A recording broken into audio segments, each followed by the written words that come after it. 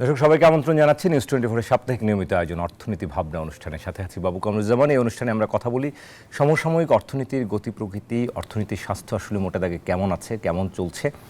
আমরা জানি যে নানা সংস্কার কার্যক্রমের মধ্য দিয়ে পরিবর্তিত এই যে বাংলাদেশ, সেই বাংলাদেশ চলছে, কিন্তু সেই বাংলাদেশের মানুষ আসলে কতটা স্বস্তিতে রয়েছেন সেটি নিয়ে আমরা কথা বলতে চাই এবং অর্থনীতির যে রিফর্ম উদ্যোগগুলো নেওয়া হয়েছে তার সুফল আসলে কতটা মিলছে, নতুন বছরে অর্থনীতি আসলে কতটা পুনরুদ্ধার হবে, কী ধরনের চ্যালেঞ্জ রয়েছে, এসব বিষয় নিয়ে কথা বলতে চাই। আজকে স্টুডিওতে এমন একজন আমাদেরকে সময় দিয়েছেন যিনি নিয়মিত এই বিষয়গুলো নিয়ে ভাবেন, গবেষণা করেন, কথা বলেন। আজকে আমাদের সঙ্গে একজন অর্থনীতিবিদ সময় দিয়েছেন। পলিসি রিসার্চ ইনস্টিটিউট পিআরআইয়ের চেয়ারম্যান আমাদের সঙ্গে আজকে রয়েছেন অর্থনীতিবিদ ডক্টর জাহিদী সাত্তার। আমরা স্বাগত জানাই ডক্টর জাহিদী সাত্তার, আপনাকে সময় দেওয়ার জন্য। ধন্যবাদ আপনাকে আমাকে আমন্ত্রণ জানানোর জন্য। স্যার, আমরা শুরুটা করতে চাই যে যেটি দর্শকদের বলছিলাম যে নতুন একটা বছর শুরু হলো, যদি অর্থ বছর না বলে নতুন বছরই বলি, 2025। এই অর্থ বছরের মোটা দাগে আমরা মূল্যস্ফীতি নিয়ে গত বছরব্যাপী আসলে কথা হয়েছে। নতুন করে আসলে এই বছরেও আমরা দেখলাম যে সেই চ্যালেঞ্জ থেকেই গেল, আরও অর্থনীতির অনেকগুলো চাপ এখনও রয়ে গেছে। মোটা দাগে সামষ্টিক অর্থনীতিতে কোন চ্যালেঞ্জগুলো এই বছরের জন্য অগ্রাধিকার পাওয়া উচিত বা কোন চ্যালেঞ্জগুলো রয়েছে বলে মনে করেন? ধন্যবাদ। আমার মনে হয় যারা অর্থনীতি নিয়ে ভাবেন এই প্রশ্নটাই ওনারাও করবেন যে ভাই এই যে গত বছর আমরা যা দেখলাম, গত বছর তো অনেক উত্থান পতন হলো, রাজনৈতিকভাবে হলো, অর্থনীতিতেও বেশ কিছু চ্যালেঞ্জ গত বছর আমরা দেখেছি। তো এইগুলোর প্রেক্ষিত এটা এখন এই বছরে আমাদের কি আশা থাকতে পারে।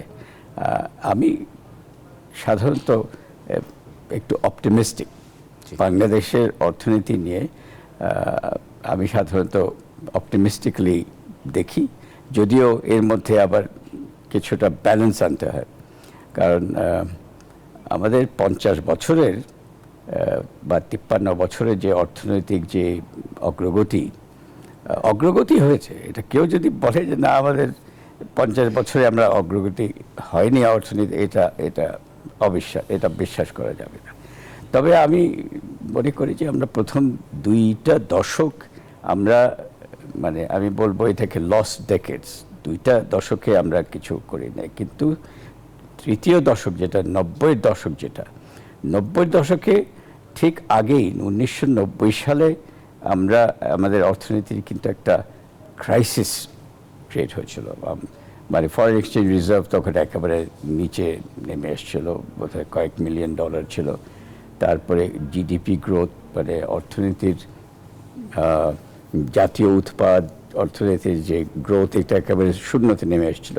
সেটা একটা বড় ক্রাইসিস ছিল। তখন আমরা যেসব পদক্ষেপ নিলাম, এই অর্থনীতির মোড়টা ঘুরে গেছে কিন্তু সেই 90 দশকের প্রথম দিকে।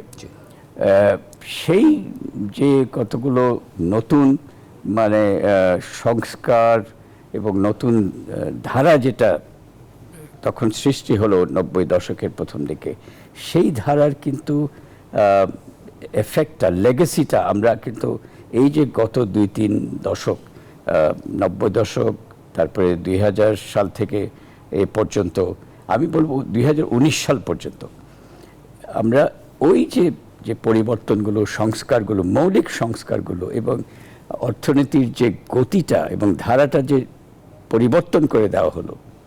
আগে ছিল বাজারমুখী না, একেবারে অন্দরমুখী। তারপরে শিল্পের উপরে, প্রাইভেট সেক্টরের উপরে নানান রকম কন্ট্রোল, ওভার রেগুলেশন এবং বাধা বিপত্তি এগুলি ছিল। সেখান থেকে আমরা চলে আসলাম উন্মুক্ত বাজার অর্থনীতি।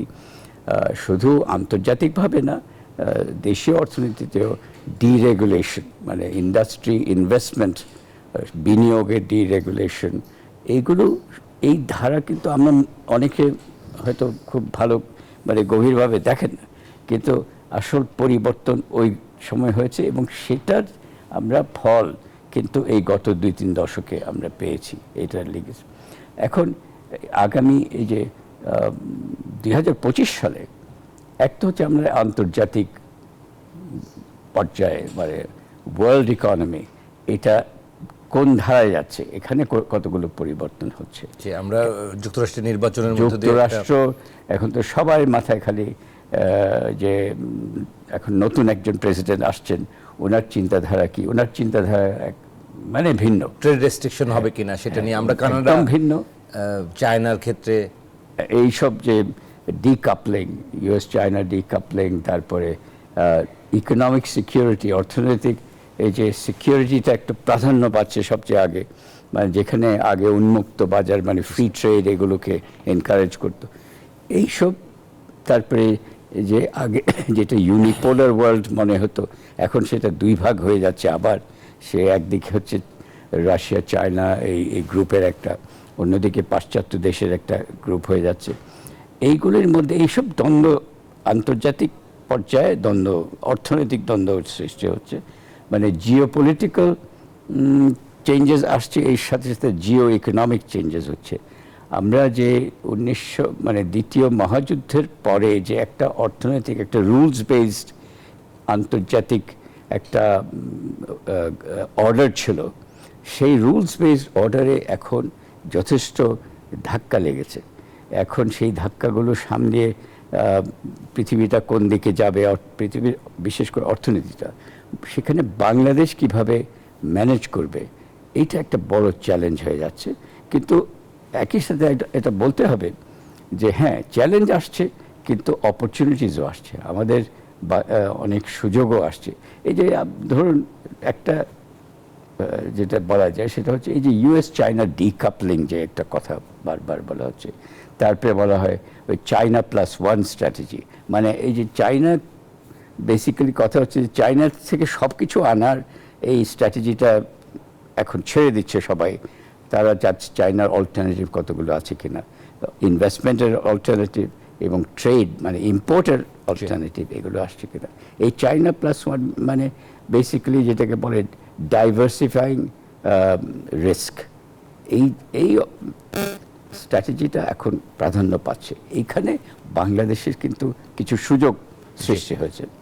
আমরা তো আন্তর্জাতিক বাণিজ্যে যেখানে আমরা আমাদের একটাই তো বড় রপ্তানি, সেটা হচ্ছে পোশাক খাত।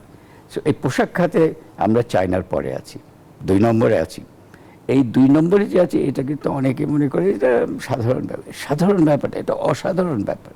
বাংলাদেশ এই যে অর্জনটা করেছে, 2 নম্বর গার্মেন্ট এক্সপোর্টার হতে পেরেছে, এটা বাংলাদেশের উদ্যোক্তা এন্টারপ্রেনিয়ার্স এবং বাংলাদেশের যে ওয়ার্কার্স আছে, মানে কর্মী যারা আছে এই মানে শিল্পক্ষেত্রে, গার্মেন্ট ক্ষেত্রে, এদের কিন্তু অবদান আমাদেরকে স্বীকার করতে হবে। বাংলাদেশের আমরা 1970 দশকে 80 দশকে কখনো মনে করতাম না যে বাংলাদেশের এরকম একটা মানে গার্মেন্ট সেক্টরে আমরা বড় শিল্পে পরিণত হবে। হ্যাঁ, এখন গার্মেন্ট সেক্টর বড় শিল্প এবং আমাদের এখানে বেশ কিছু 10-20 জন ভেরি বিগ এক্সপোর্টার, রপ্তানিকারক হয়ে গেছে। এইটা কিন্তু ভারতেও এরকম বড় রপ্তানিকারক কিন্তু গার্মেন্টে নেই। এটা একটা খেয়াল রাখতে হবে আমাদের। এটা একটা অবদান, নিশ্চয়ই অর্জন। পোশাক খাত নিয়ে আলাদা করেই আলোচনা করতে চাই। আমরা একটু যদি মোটা দাগে বলি স্যার, এখন অর্থনীতির জন্য কোন সূচকগুলোকে দেখেন যে একটু আমাদেরকে চাপ তৈরি করছে? আমরা তো রেমিটেন্স একটু ভালো করছি, এখন ভালো করছি অনেকদিন ধরে।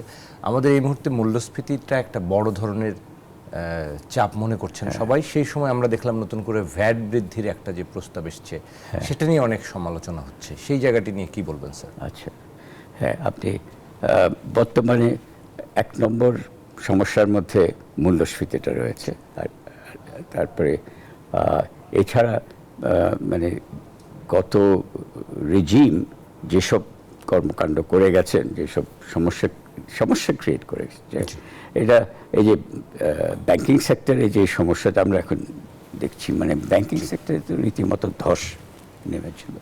এটাকে একটা উদাহরণ দেওয়া যায়, যেমন আমরা টাইটানিক সম্পর্কে সবাই জানেন, সেই বিরাট জাহাজ যেটা আটলান্টিক পার হচ্ছিল। তারা যখন প্রায় পার হয়ে গেছিল, তখন উপরের ডেকে সেলিব্রেশন হচ্ছিল, কিন্তু নিচে হাল, ওই জাহাজের হালে কিন্তু অলরেডি মানে হাল ওয়াজ অলরেডি ব্রোকেন, মানে পানি অলরেডি আসা আরম্ভ করেছিল।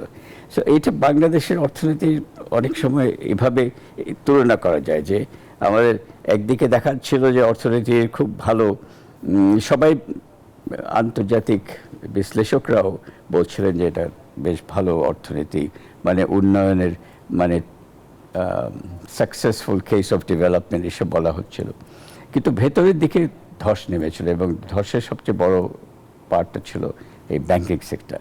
সেই ধসটা এখন আমার মনে হয় ঠেকানো গেছে, এই ধসটা ঠেকানো গেছে। এখন এরপরে এখন যে উন্নয়নটা করতে হবে এবং ব্যাংকিং সেক্টরের যে উন্নয়নের যে কন্ট্রিবিউশন আছে সেটা এখন ব্যাংকিং সেক্টর মনিটরিং, এটার সংস্কার যেগুলি করার দরকার আছে সেগুলো এখন হওয়া আরম্ভ করেছে এবং এটা কাজে লাগবে।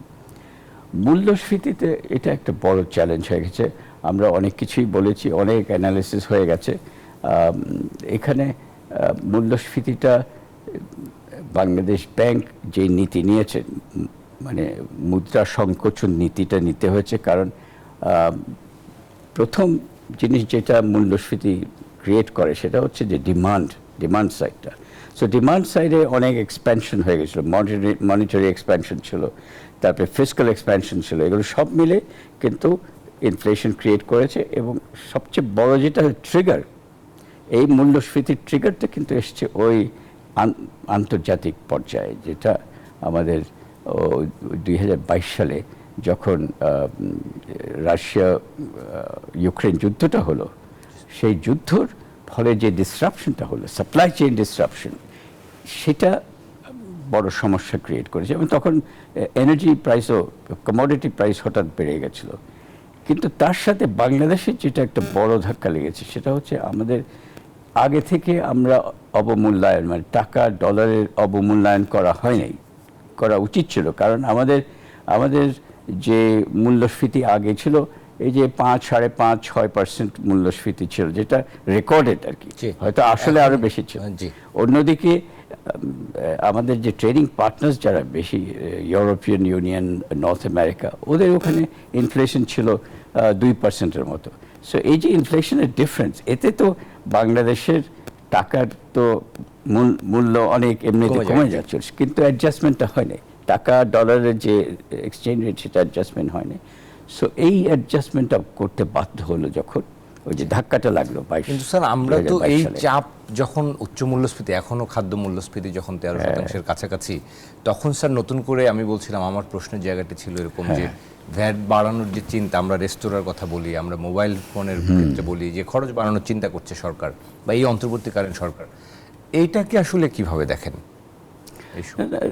এখন ভ্যাট একটা কনসামশন ট্যাক্স, হ্যাঁ, কিন্তু এইটাই একমাত্র না। কনসামশন ট্যাক্স, এই ট্যারিফ যেগুলো আছে, বাংলাদেশ তো উচ্চ শুল্কর দেশ। আমরা আমদানিকে ঠেকিয়ে রেখেছি উচ্চ শুল্ক দিয়ে, বিশেষ করে কনজিউমার গুডসের উপরে। আমাদের শিল্প তো 90% হচ্ছে কনজিউমার গুডসের শিল্প, ঠিক আছে? এখানে আমরা শুল্ক দিয়ে আমাদের বাজারটাকে, মানে অভ্যন্তরীণ বাজারটাকে আমরা ঠেকিয়ে রেখেছি। বিরাট শুল্ক হচ্ছে দেওয়ালের মতো, দেওয়াল দিয়ে আমরা মানে আমদানি যে প্রতিযোগিতাকে ঠেকিয়ে রেখে দেশে বাজারটাকে আরও মানে বেশি প্রফিটেবল মানে করে রেখেছি। এই অবস্থায় যে যা হচ্ছে সেটা হচ্ছে যে কোনো রকমের কিছু তৈরি করলেই আমরা এখানে বিক্রি হয়ে যাচ্ছে। কিন্তু একই সাথে এই যে বড় বড় যে শিল্প আছে তারা লোন নিয়েছে, বড় বড় লোন যারা নিয়েছে সেখানে দেখা যাচ্ছে এই যে নন পারফর্মিং লোন অনেক বেড়ে গেছে। নন পারফর্মিং লোন এই শিল্পক্ষেত্রে যাওয়া মানে এটা আর একটা ভর্তুকির মতো। একদিকে শুল্ক দিয়ে আমরা ঠেকিয়ে রেখেছি, অন্যদিকে ভর্তুকি, এই যে ব্যাংকিং সেক্টর থেকে যে নন পারফর্মিং লোনগুলো নেওয়া হয়েছে এগুলি ভর্তুকির মতো। সো এইটা একটা, যেটা আমাদের রপ্তানিমুখী শিল্পে ওই অবস্থাটা নাই।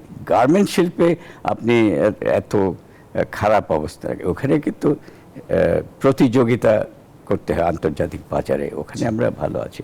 এখন আপনার প্রশ্ন আমার মনে হয় এই যে রিসেন্টলি বলছেন ভ্যাট যে বাড়িয়ে দিল, ভ্যাটের কিন্তু যে আমাদের সংস্কার করার কথা ছিল 2012 সালের যে ভ্যাট আইনটা, যেটা সংস্কার মানে রিফর্ম করার কথা ছিল, ওই আইনটা কিন্তু কার্যকরী হয়নি। ওটাকে নানান রকম ভেজাল অবস্থায় আনিয়ে নেওয়া হয়েছিল, এবং যেটা কার্যকরী করা হলো তাতে দেখা গেল ভ্যাটের বিভিন্ন জায়গায় বিভিন্ন রেট হয়ে গেছে। আগে ছিল ইউনিফাইড হয়নি। 1991-এ একটা ইউনিফাইড 15% একটা ইউনিফাইড রেট ছিল, সেখানে এতগুলো রেট হয়ে গেছে। তার কারণ হচ্ছে ভ্যাটে আপনার তো রিবেট পাওয়ার কথা, এই যে 15% এখন করলো, যেখানে 7% ছিল সেখানে 15%। তো এর আগে যে ধরেন রিটেল লেভেলে ওদেরকে তো আগে জিনিসগুলো কিনতে হয়, যখন কিনে তখন কিন্তু ভ্যাট দেওয়ার কথা। ওই ভ্যাট দিলে তাহলে পরে যখন রিটেল লেভেলে যে 15% হয়ে গেল, সে আগের তো রিবেট পাবে। সো ভ্যাট হচ্ছে ভ্যালিউ অ্যাডেড ট্যাক্স, মূল্য সংযোজনের উপরে ট্যাক্স, মূল্যের উপরে ট্যাক্স না। এই জিনিসটা এখন যারা কিনে তারা রেকর্ড ঠিক মতো, হিসাবপত্র যদি ঠিক মতো রাখে, তাহলে আগে যেসব ভ্যাট দেওয়া হয়েছে সেখানে পাবে, রেয়াত পাবে। এই রেয়াতের ব্যবস্থাটা যতই ডিজিটাইজ বা অটোমেটেড ইলেকট্রনিক, ইলেকট্রনিক পদ্ধতিতে, ওই যে ইলেকট্রনিক মেশিন যেগুলো বসাবার কথা ছিল বসানো হয় নাই রিটেল লেভেলে, বিশেষ করে ওগুলো করলে এটা মানে প্রাইসের উপরে খুব এফেক্ট করার কথা না, কারণ আপনি সবসময় কিন্তু রিবেট নিয়ে নেবেন। সো কিন্তু প্রাইসের উপরে যেটা এফেক্ট করছে সেটা হচ্ছে আমাদের শুল্ক, মানে আন্তর্জাতিক আমরা যে আমদানিগুলো করি, আমরা এখন তো 65 থেকে 70 বিলিয়ন ডলারের আমরা আমদানি করে থাকি, এবং এখানে আমরা আমদানি পর্যায়ে আমাদের যে অ্যাভারেজ শুল্ক, বিশেষ করে ভোক্তা মানে কনজিউমার গুডস আমরা এখনও 30%-এর বেশি কনজিউমার গুড আমদানি করি। 70% হচ্ছে ক্যাপিটাল গুডস, ইন্টারমিডিয়েট গুডস সবচেয়ে বেশি, যেগুলো আমাদের শিল্পক্ষেত্রে যাচ্ছে। কিন্তু কনজিউমার গুডসের অ্যাভারেজ শুল্ক কিন্তু 45% আমাদের হিসাবে, এবং খুব বেশি, অন্যান্য দেশের তুলনায় খুব বেশি। এইখানে যখন অবমূল্যায়নটা হলো 2022 সালের মে থেকে আরম্ভ করে এই পর্যন্ত 40% অবমূল্যায়ন ঘটেছে। এক্সচেঞ্জ রেট ডেপ্রিসিয়েশন এখন 40% পর্যন্ত হয়েছে। এখন বাণিজ্য নীতিতে এবং বাণিজ্য থিওরিতে একটা ফান্ডামেন্টাল স্টেটমেন্ট আছে, সেটা হচ্ছে exchange rate depreciation is the equivalent of N export subsidy and N import tax. মানে এটা এক্সপোর্টের ক্ষেত্রে একটা ভর্তুকির মতো, 40% আপনার এক্সপোর্টের মানে আপনি যে টাকাটা পাবেন একটা ডলারে 40% বেড়ে গেল, অন্যদিকে কিন্তু ইম্পোর্ট ট্যাক্সও বেড়ে যাবে। সো আমাদের যে শুল্ক এমনিতে উচ্চ শুল্ক ছিল, সেটা 40% কিন্তু বেড়ে গেছে এখন। কিভাবে আমদানির যতগুলো 100 টাকার যে আমদানি ছিল সেটা এখন 140 টাকা হয়ে গেছে। তো পণ্যের উপর আসলে খরচ বেড়ে গেছে, হ্যাঁ, শুল্ক তো বেড়ে গেল 40%। এটা কিন্তু জাতীয় রাজস্ব বোর্ডকে কিছু করতে হয়নি। এই যে মূল্যস্ফীতি যেটা, এটা একটা কারণ। IMF এর একটা হিসাব আছে, হিসাব করে ওরা দেখেছে যে এই অবমূল্যায়নের ফলে যে ট্রিগারটা মূল্যস্ফীতির উপরে এসছে, সেটা যে 5.5 থেকে যে 9% হয়ে গেল, ওটার অর্ধেক কিন্তু আসছে এই এক্সচেঞ্জ রেট ডেপ্রিসিয়েশন থেকে। এটা অনেকের পক্ষে বোঝা মুশকিল হয়, কিন্তু ওরা হিসাব করে দেখেছে। তার মানে এই যে 40% এখন যে ডেপ্রিসিয়েশন হলো, এটারও তো মানে এখন যে 10% যে মূল্যস্ফীতি আছে, এটা একটা বড় অঙ্ককে বড় আসছে, কারণ এটা অবমূল্যায়নের কারণে। তো সেখানে আপনি কিছু তো করেন নাই, অবমূল্যায়ন তো এখন 122 টাকা ডলার, সেখানে তো ওটাকে 100 টাকায় আনা যাবে না। যেটা করতে পারে সেটা হচ্ছে যে শুল্কটা তো 40% বেড়ে গেল, সেটাকে আমার একটা সাজেশন আমি বারবার বলে আসতেছি, আমরা তো কিছুই করিনি। তো ওখানে 15 থেকে মানে 40% শুল্ক বেড়ে গেল, ওখানে 15-20% শুল্ক কমানো যায় অ্যাক্রস দ্য বোর্ড। এটা বেড়ে গেছে অ্যাক্রস দ্য বোর্ড, প্রত্যেকটা আমদানি, একটা আমদানি না, দুইটা আমদানি না, প্রত্যেকটা আমদানির দাম বেড়ে গেছে 40%। আর ধরুন আন্তর্জাতিক পর্যায়ে দাম চেঞ্জ হয় নাই, কিন্তু 100 টাকার আমদানি 140 টাকা হয়ে গেছে, সেখানে খরচ শুল্ক হচ্ছে, 40% বেড়ে স্যার গেছে। আমরা এই অন্তর্বর্তীকালীন সরকার পরিবর্তিত একটা পরিস্থিতি, নতুন করে অর্থনীতিকে একটু মূল্যায়ন করতে বলবো আপনাকে। এই সরকারের তারা কতটা পারফর্ম করছেন সেই জায়গাটা নিয়ে কথা বলতে চাই আমরা একটা বিরতি থেকে ফিরে এসে। আচ্ছা, ঠিক আছে, থ্যাংক ইউ। দর্শক, অর্থনীতি ভাবনা অনুষ্ঠানে আজকে আমরা কথা বলছি এই সময়ের অর্থনীতি নিয়ে এবং এই সময় অর্থনীতির চ্যালেঞ্জ নিয়ে আমরা কথা বলবো। আমাদের সঙ্গে রয়েছেন PRI chairman doctor Zaidi Sattar. একটা ছোট্ট বিরতি থেকে ফিরছি, আশা করি সাথে থাকবেন। দর্শক, বিরতির পর আবারও স্বাগত অর্থনীতি ভাবনা অনুষ্ঠানে। আজকে আমরা কথা বলছি এই সময় অর্থনীতির চ্যালেঞ্জ নিয়ে এবং আমাদের সঙ্গে রয়েছেন doctor Zaidi Sattar, chairman PRI অর্থনীতিবিদ। স্বাগত জানাচ্ছি ডক্টর জাইদি সাত্তার আপনাকে আরও একবার। আমরা বিরতির আগে সামষ্টিক অর্থনীতির মূল্যস্ফীতি নিয়ে বিশেষ করে কথা বলছিলাম। একটু যদি অন্তর্বর্তীকালীন সরকার পরিবর্তিত একটা পরিস্থিতিতে দায়িত্ব নিয়েছেন এবং মানুষের আসলে জনপ্রত্যাশার জায়গাটা অনেক বেশি, একটা আকাঙ্ক্ষা তৈরি হয়েছে, সংস্কারের আকাঙ্ক্ষা তৈরি হয়েছে, সেখানে নানা রকম চাপও রয়েছে। এরপরও যদি মোটা দাগে একটু মূল্যায়ন করতে বলা হয়, 5 মাস সরকার আসলে অর্থনীতির সংস্কার বা অর্থনীতিকে কতটুকু টেনে তুলতে পারলেন বলে মনে করেন? এটা একটা উত্তর দিতে পারি, সেটা হচ্ছে যে ধস নামাটাকে ওনারা ঠেকিয়েছেন। বিশেষ করে ব্যাংকিং সেক্টরে যে ধরনের ধস নেমেছিল, ওটাকে ঠেকানো না হলে এই 4-5 মাসে ভীষণ অবস্থা, বাজে পরিস্থিতি তৈরি হতো। জি, সো ওটার দ্বিতীয় যেটা বলা উচিত সেটা হচ্ছে এই অন্তর্বর্তীকালীন সরকার এই অভ্যুত্থান, এই পরিবর্তনটা কিন্তু আমাদের দেশের জন্য একটা বিরাট সুযোগ। ক্রাইসিস ইজ অ্যান অপরচুনিটি, বিশেষ করে অর্থনৈতিক সংস্কারের দিকে এটা একটা বিরাট অপরচুনিটি। গতবার 1990 সালে যেটা অবস্থা ছিল, সেখানে বাংলাদেশ অর্থনীতির একটা বিরাট ক্রাইসিস এসেছিল এবং crisis created that opportunity for fundamental, মৌলিক সংস্কারের সুযোগ করে দিয়েছিল। আমার মনে হয় এই যে 2024 সালে যে অভ্যুত্থান এবং যে পরিবর্তন, সেটা গণতান্ত্রিক যে সংস্কারগুলো সেগুলো তো আসছে, সেগুলো করতে করতে সময় লাগবে। একই সাথে এটা একটা সুযোগ ক্রিয়েট করে দিয়েছে অর্থনৈতিক সংস্কারে।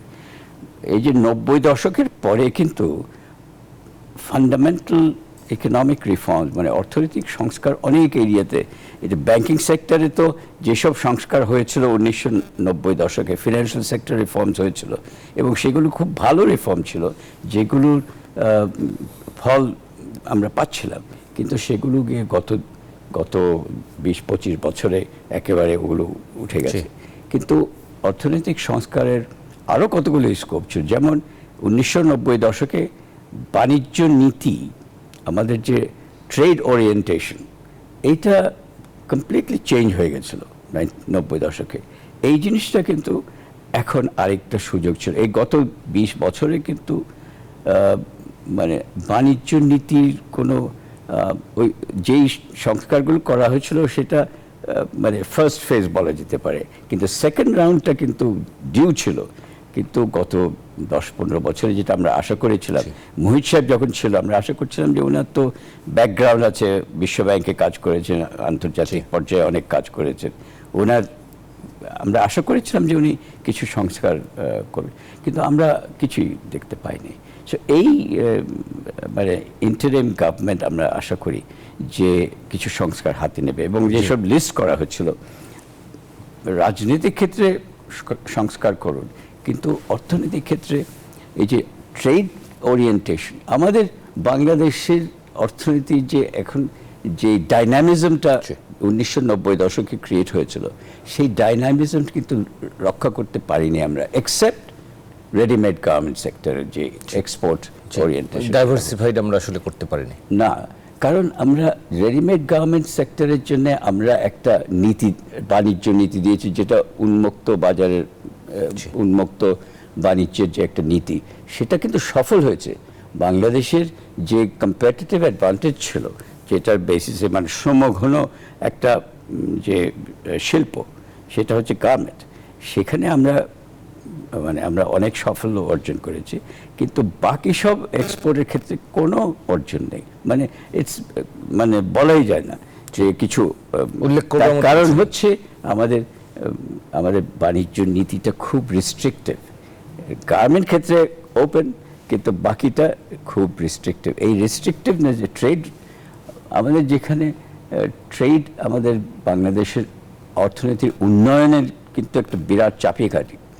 এবং আমি বলবো যে যে প্রশ্নটা আপনি করেছেন, এরা এই যে সংস্কার কার্যক্রমের কথা সংস্কার বলছি। কার্যকর করতে পারছে কিনা, বাংলাদেশ অর্থনীতির যে কি ড্রাইভার্সগুলো আছে, যে চালিকা শক্তিগুলো, আমি চারটা বলবো।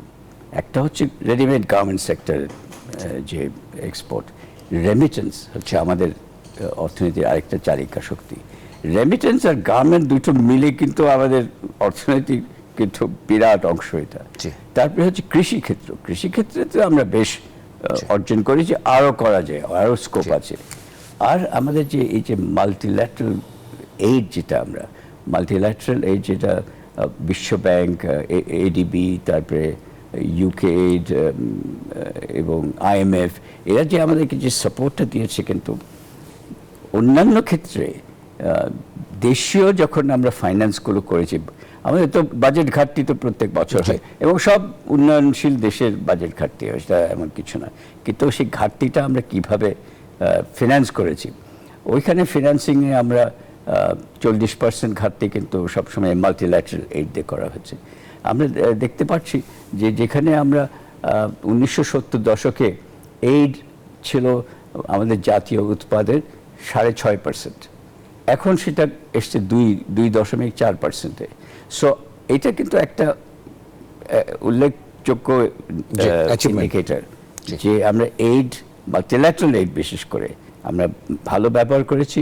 কারণ এখনো 90% আমাদের যে আউটস্ট্যান্ডিং এক্সটার্নাল বৈদেশিক যে ডেট আছে, সেটা কিন্তু 90% কনসেশনাল। এটার অ্যাভারেজ রিপেমেন্ট পিরিয়ড কিন্তু 23 বছর, কিছু গ্রেস পিরিয়ড দিয়ে, এবং অ্যাভারেজ ইন্টারেস্ট রেট 1.3%। তো এই হচ্ছে মাল্টিল্যাটারাল এইডের এই পর্যন্ত আমরা মোটামুটি ভালো ব্যবহার করেছি।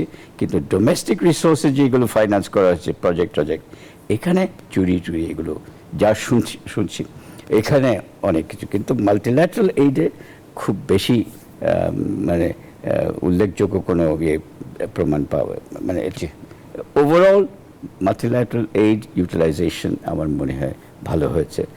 আমি 50 বছরের কথা বলছি, নট জাস্ট। স্যার, আমরা যদি একটু এই সরকারের যে সংস্কার কার্যক্রমগুলোর কথা আপনি বলছিলেন, এই সংস্কারগুলো অর্থনৈতিক খাতে আমরা নতুন করে আসলে যেটা দেখছি যে এখন বাংলাদেশ ব্যাংক গভর্নর দায়িত্ব নেওয়ার পর অন্তত লুটপাটগুলো বন্ধ হয়েছে, যেটা বলছিলেন। নতুন করে আর হয়তো টাকা পাচার হচ্ছে না, নতুন করে NPL বা বড় বড় খেলাপি তৈরি হচ্ছে না। এখন আসলে আমরা ঘুরে দাঁড়ানোর ক্ষেত্রে এই সংস্কারগুলো বাস্তবায়ন করার আমাদের একটা বড় চ্যালেঞ্জ কিনা বাস্তবায়নের ক্ষেত্রে? আমরা অনেকগুলো সংস্কার কমিশন গঠন করেছে সরকার। হ্যাঁ, এখন রাজনৈতিক ঐক্য, রাজনৈতিক পরিবেশ, তাদেরও সহযোগী মনোভাব প্রয়োজন। সব মিলিয়ে মনে করেন কিনা যে আমরা আসলে সংস্কার কার্যক্রমগুলো বাস্তবায়ন করতে পারবো?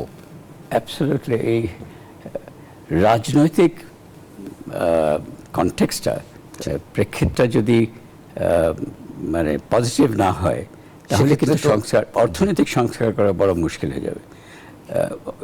1990s যে ফান্ডামেন্টাল কতগুলো ইকোনমিক পলিসি যে চেঞ্জ হচ্ছিল, এটার একটা কারণ ছিল যে রাজনৈতিক পরিবর্তন হয়েছে। আমরা গণতন্ত্রের পা দিয়েছিলাম, তখন অনেক বছর ধরে স্বৈরাচারী সরকার ছিল। আমরা এখনো আবার সেই গণতন্ত্রের আমাদের একটা আশা এসছে যে সংস্কারের পরে এটা হবে। এই সুযোগ কিন্তু অর্থনৈতিক সংস্কারেরও সুযোগ আসছে আমি মনে করি। এবং কতগুলো সংস্কার যেগুলো এটা মানে এই যে শুল্কতে আমরা মানে ট্রেড পলিসি, বাণিজ্য নীতি, আমাদের যেসব সংস্কার দরকার আছে, এটা তো ঠিক রাজনৈতিক মানে ওটা চেঞ্জ হোক, পটভূমিটা চেঞ্জ হতে থাক, কিন্তু কতগুলো বেসিক এই যে আপনার ব্যাংকিং সেক্টর রিফর্ম যেগুলো আছে, এগুলো তো রাজনৈতিক বিষয় না, এগুলো মানে ফান্ডামেন্টাল কতগুলো প্রিন্সিপালস আছে। যেটা ফিনান্সিয়াল সেক্টর রিফর্ম যেটা হয়েছিল 1990 দশকে, সেগুলিকে আবার এফেক্টিভ করতে পারলেই ব্যাংকিং সেক্টর একটু লাইনে আসবে। একই সাথে আমাদের যেহেতু trade has given us development, মানে বাংলাদেশ এখন আন্তর্জাতিকভাবে মোর ইন্টিগ্রেটেড, আগের মতো অন্দরমুখী ইকোনমি না, আমরা এখন বহির্মুখী ইকোনমি। আমাদেরকে বলে যে এক্সপোর্ট ওরিয়েন্টেড ইকোনমি আমরা। সো এইখানে আমাদের আন্তর্জাতিক যদি নীতিটা ঠিক মতো, বাণিজ্য নীতিটা ঠিক না করি, তাহলে ফরেন ইনভেস্টরও কিন্তু এরকম রেস্ট্রিক্টেড ইকোনমিতে ফরেন ইনভেস্টররা আসে না। ফরেন ইনভেস্টমেন্ট এবং আমাদের এক্সপোর্ট ওরিয়েন্টেশন এটা আরও বাড়াতে হবে। বর্তমানে যে শুল্ক নীতি যেগুলো আছে, এটা আমাদের এক্সপোর্টকে কিন্তু আন্ডারমাইন করছে। আমাদের এই শুল্ক নীতি দিয়ে আমরা করেছি কি, দেশীয় বাজারে অনেক প্রফিটেবল করে রেখেছি। এক্সপোর্ট করতে গেলে এই ধরেন গার্মেন্টের পরে কিন্তু ফুটওয়্যার, জুতা শিল্প কিন্তু নাম্বার 2 হওয়া উচিত, কারণ তাদের আন্তর্জাতিক ইন্ডাস্ট্রিয়াল স্ট্রাকচার যেটা আছে, এই যে কন্ট্রাক্ট ম্যানুফ্যাকচারিং, এই গার্মেন্টে যেরকম ফুটওয়্যার একই রকম। এবং আমরা ফুটওয়্যার ইজ অ্যানাদার লেবার, শ্রমঘন একটা ইন্ডাস্ট্রি। সুতরাং এইটার কিন্তু দেখা যাচ্ছে যে দেশে জুতা বিক্রি করার যে শুল্ক নীতি আছে, সংরক্ষণ নীতি, তাতে হচ্ছে কি দেশে অনেক প্রফিটেবল হয়ে যায় জুতা বিক্রি করা, এবং ইনকাম যতই বাড়ছে জুতার ডিমান্ডও তত বাড়ছে। সুতরাং এক্সপোর্ট করতে গেলে তখন দেখা যায় যে খুব বেশি প্রফিট মার্জিন 5% এক্সপোর্টে পেলে চ্যালেঞ্জটা নিতে চায় না। এটা স্বাভাবিক, এটাকে ওদেরকে দোষ দিয়ে করেন লাভ নেই। আপনি যদি ওই নীতিটা পরিবর্তন না করেন যে এক্সপোর্টকে কিন্তু আরও প্রফিটেবল করা উচিত compare to sales in the domestic market, এই নীতিটা যদি না করা হয়, এবং আমরা আনফর্চুনেটলি গার্মেন্ট সেক্টর বাদ দিলে বাকি নন গার্মেন্ট এক্সপোর্টের ক্ষেত্রে প্রফিটেবিলিটি সবসময় দেখা যায় যে দেশীয় বাজারে অনেক বেশি। তাহলে তো রপ্তানি হবে না। সেই জন্যই কিন্তু এই যে ডাইভার্সিফিকেশন, এক্সপোর্ট ডাইভার্সিফিকেশন, এটা হচ্ছে না, তার একটা বড় কারণ হচ্ছে দেশীয় বাজারে প্রফিটেবিলিটি অনেক বেশি। স্যার আমরা এই নীতিটা চেঞ্জ করা। জি স্যার, আমরা আরও কথা বলবো ট্রেড নিয়ে, এবং বিশেষ করে বিনিয়োগ, কর্মসংস্থান, যে পরিস্থিতি সমসাময়িক যে আমরা পরিস্থিতি লক্ষ্য করছি, এক ধরনের একটু শ্লথ গতি, অনিশ্চয়তা, সব মিলিয়ে এসব নিয়ে কথা বলবো আরেকটা বিরতি থেকে ফিরে এসে। দর্শক, অর্থনীতি ভাবনায় আজকে আমরা কথা বলছি এই সময় অর্থনীতির চ্যালেঞ্জ এবং অর্থনীতির গতিবিধি নিয়ে। আমাদের সঙ্গে রয়েছেন PRI chairman doctor Zahid Sattar. আরেকটা বিরতি থেকে ফিরছি, আশা করি সাথে থাকবেন। দর্শক, আরও একবার স্বাগত। অর্থনীতি ভাবনায় আমরা কথা বলছি এই সময় অর্থনীতির চ্যালেঞ্জ এবং সমসাময়িক অর্থনীতির গতিবিধি নিয়ে। আমাদের সঙ্গে রয়েছেন chairman PRI doctor Zahid Sattar. স্বাগত জানাচ্ছি ডক্টর জাহিদ সাত্তার, আরও একবার আপনাকে। ধন্যবাদ। আমরা অনুষ্ঠানের শেষ ভাগে রয়েছি, আর ছোট ছোট করে একটু আপনার কাছে দু একটি বিষয় জানতে চাইবো। মোটা দাগে অর্থনীতির কথা বলছিলেন, অনেকগুলো সংস্কার উদ্যোগও নেওয়া হয়েছে, কিন্তু অর্থনীতি যদি বলা হয় যে যেহেতু আমরা প্রাইভেট সেক্টর নির্ভর একটা অর্থনীতি, সেখানে দেখতে পাচ্ছি যে উৎপাদনশীলতার জায়গায় স্বাভাবিক ছন্দ নেই।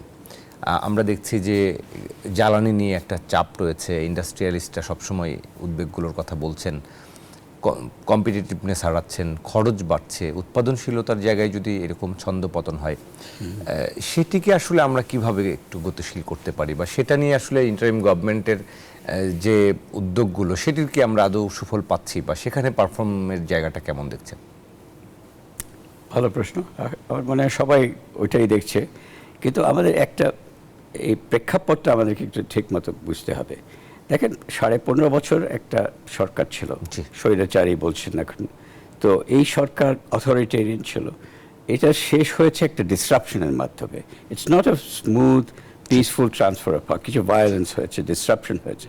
সো আমাদের অর্থনীতিতেও একটা ডিসরাপশন হয়েছে। এই ডিসরাপশন যদি আশা করেন রাতারাতি পরিবর্তন, রাতারাতি, তো এই ডিসরাপশনের ফলে যেসব অসুবিধাগুলো হয়েছে সেগুলোর থেকে আমাদেরকে কেটে উঠতে হবে। এই কেটে ওঠারও তো সময়, আপনি 6 মাস তো সময় দেবেন এটা কেটে ওঠার জন্য। তো কিন্তু ডিরেকশনটা এখন ঠিক পথে আছে। মানে আপনি অ্যাটলিস্ট করাপশন বলে যে জন্তুটা আমাদেরকে সবসময় মাথায় ছিল, এটা অন্তত অনেক বড় বড় করাপশন কিন্তু এখন বন্ধ হয়েছে। নিশ্চয়ই আমাদের এখন নিশ্চয়ই বিদ্যুৎ খাতে লুটপাট হচ্ছে না, সেই লুটপাটগুলো বন্ধ হয়েছে, ব্যাংক ধস বন্ধ হয়েছে, এগুলো তো আমাদেরকে নিতে হবে। কিন্তু সামনে আরও সংস্কার করার সুযোগ রয়েছে। সেখানে আমি বলছিলাম যে একটা crisis is a big opportunity for change.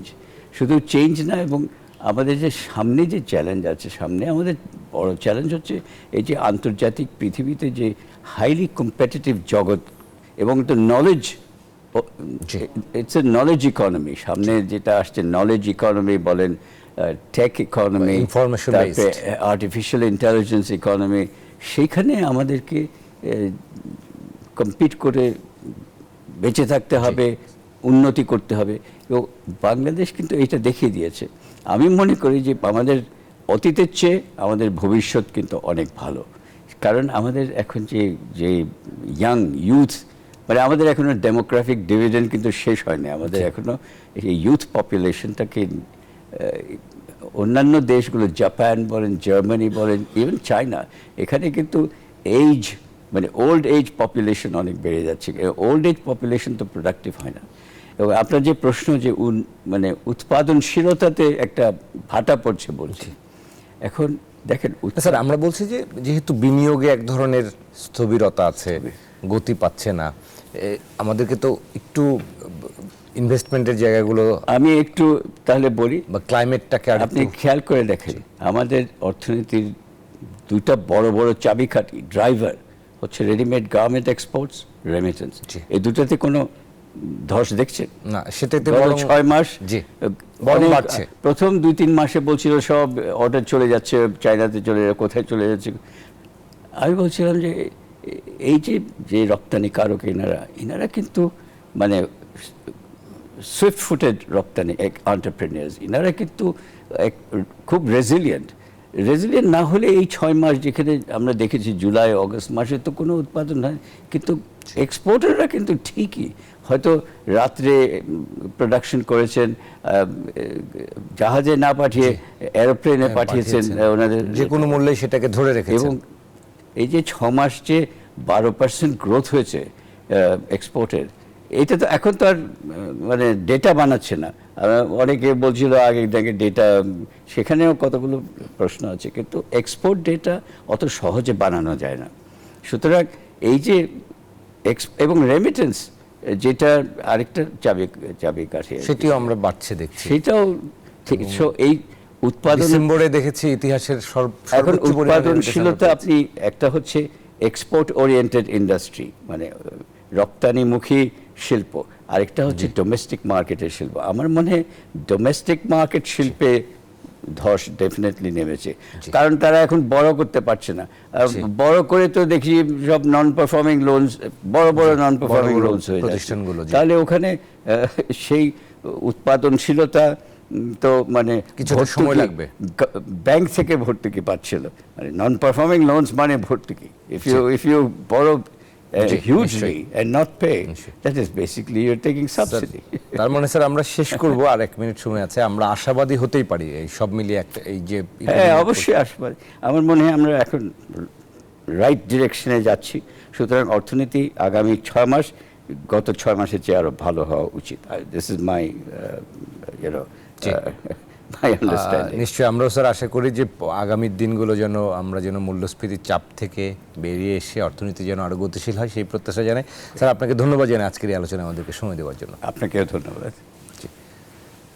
দর্শক, আমরা পরিবর্তিত এক বাংলাদেশের কথা বলছি, যে বাংলাদেশে নানা সংস্কার উদ্যোগ নেওয়া হয়েছে, এবং এই সংস্কার উদ্যোগের সুফলগুলো পেলে বাংলাদেশের অর্থনীতি নিশ্চয়ই আরও বেশি টেকসই হবে, বিশ্ব দরবারে মাথা উঁচু করে দাঁড়াবে বাংলাদেশ, সেই প্রত্যয় জানিয়ে আজকের অর্থনীতি ভাবনা আমরা এখানে শেষ করব। আগামী সপ্তাহে আবারও নতুন বিষয় নিয়ে, নতুন অতিথি নিয়ে দেখা হবে। আপনারা সবাই ভালো থাকুন, সুস্থ থাকুন, নিরাপদে থাকুন।